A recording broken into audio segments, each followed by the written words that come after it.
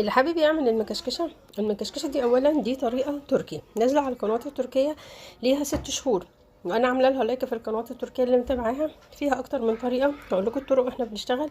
الطريقه هنا انا عملت اول واحده دي محشيه كاستر، في كذا طريقه ان شاء الله هعملها بعدين، بس هو ما جاش الوقت اللي انا اعملها، يعني كان نفسي اعملها من وقتها بصراحه، من ال6 شهور. بس كل حاجه وليها وقت، سبحان الله لما ربنا بيريد. دي طعمها حلو قوي بالكاستر، فظيعه بجد، حلوه قوي قوي قوي. اعملوها بالطريقه دي رهيبه، السكر بتاعها مظبوط، انا مش بعمل الشربات مسكر علشان ما يعملش حموضه. اتمنى من المشاهدين الجدد اللي بيشرفوني يشتركوا في القناه وفعلوا الجرس، اختاروا الكل علشان يوصلكوا كل جديد. طريقه حلوه، التسويه بتاعتها بيرفكت، لونها تحفه، حلوه قوي قوي قوي. حتى السمنه فيها قليله، انا مش ضايفه كتير.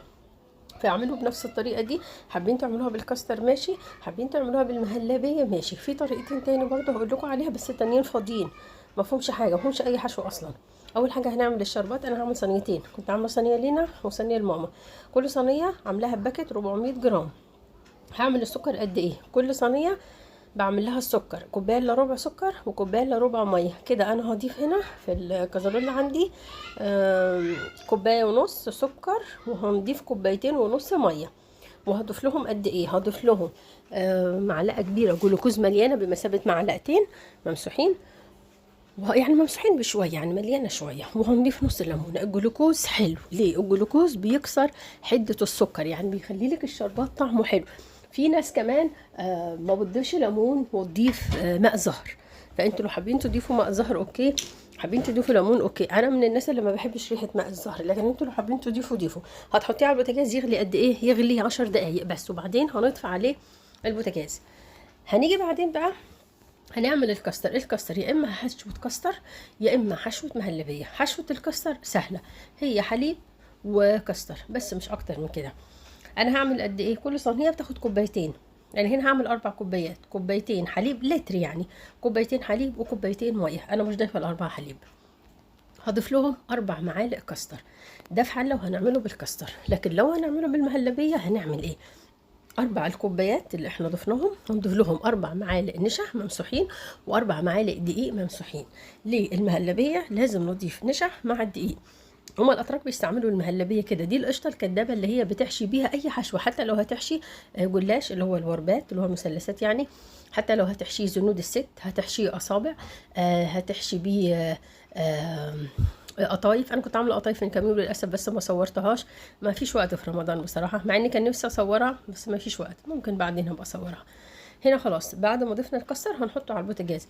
في اضافه بنضيفها، بنضيف باكت فانيليا بس كده، مش بنضيف اكتر من كده، سواء للمهلبيه او سواء للكاستر. هنسيبه يغلي على البوتاجاز، بعد ما يغلي اللون بتاعه طبعا هيختلف، هيديني لون اصفر جميل. هخليه بقى يبرد، هو كده بيبقى تخين، لازم يبقى تخين، ما ينفعش يبقى خفيف. بعد ما برد هنستعمله.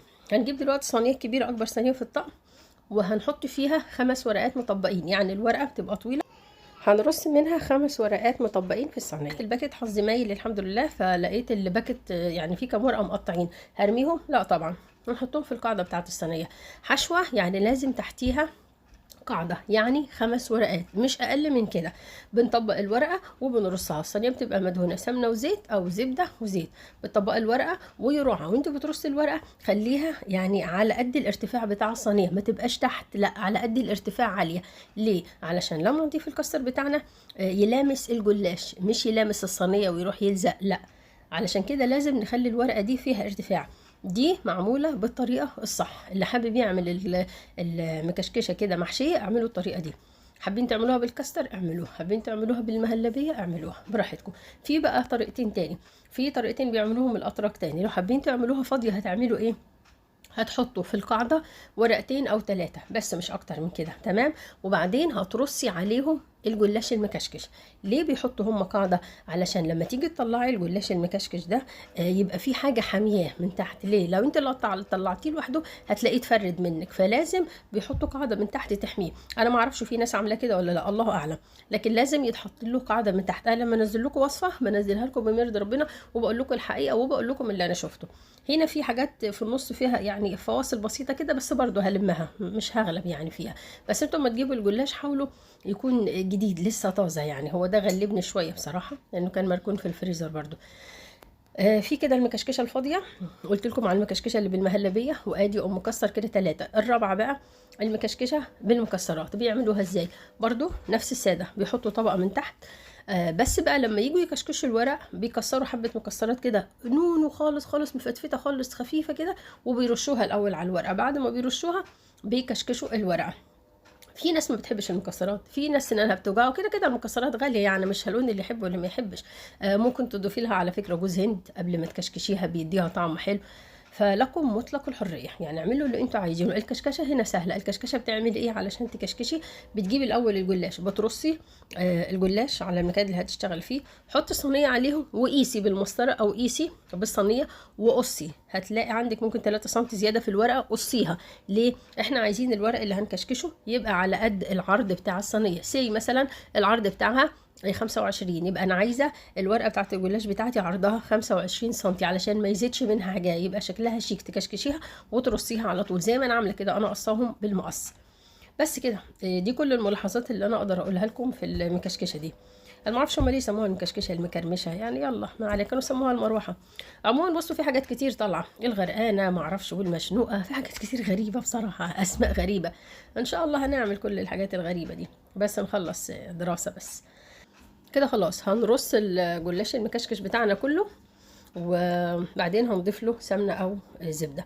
بصوا هوريكم طريقه تانية، دي طريقه المروحه. زمان احنا كنا بنقطع من الكراسات ورقه وبنعملها مروحه، لما الجو يبقى حر او الكهرباء تقطع كنا بنعمل كده، نكشكشها كده ونشبكها بدبوس من تحت ونعملها كنا مروحه. فهي المكشكشه دي نفس قصه المروحه، سهل قوي وبسيطه قوي، واي حد يقدر يعملها. بس اقول لكم نصيحه، اعملوها وانتوا قاعدين، عشان لو انتوا واقفين رجليكم هتوجعكم. بس كده. ضفنا لها قد ايه سمنه على زيت او زبده على زيت؟ تلت كوبايه بس، مش اكتر من كده. هنضيف ليها الدسم، وبعدين هندخلها الفرن على درجه حراره 200 في الرف الوسطاني. اول ما تلاقيها احمرت من تحت شغلي لها الشوايه. اخدت قد ايه؟ والله العظيم ما اعرف، انا ما بصيتش في الساعه، انا حطيت الصينيتين ورحت اذاكر للبنت، وبعد 15 12 دقيقه كده رجعت لقيتها اخدت لون. قعدت جنب الفرن، شغلت الشوايه، اخدت اللون الذهبي الجميل ده، خرجتها. الشربات كان بارد، زقتها شربات، قسمته نصين، نص للصينيه دي ونص للصينيه دي. بس في صينيه سبتها ساده، والصينيه التانية يعني كسرت اللون بشويه جوز هند، والصينيه التانية لونها اغمق كمان من دي بشويه. بس وممكن ترشوا مكسرات، لان هما الاتراك بيضيفوا مكسرات على فكره من فوق. وبس كده. بس اعملوها تعجبكم قوي قوي قوي، واتمنى لكم الصحه والعافيه والستر يا رب. وبس كده.